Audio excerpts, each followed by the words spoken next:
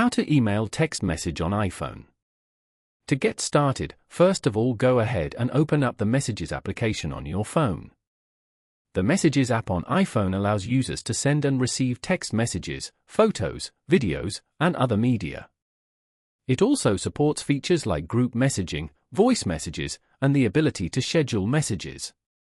You are now in the Messages page where you can view all your messages.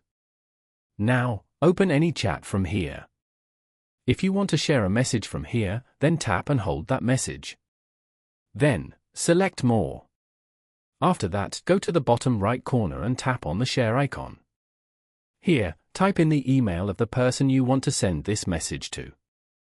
And then, tap on the arrow icon to send the message.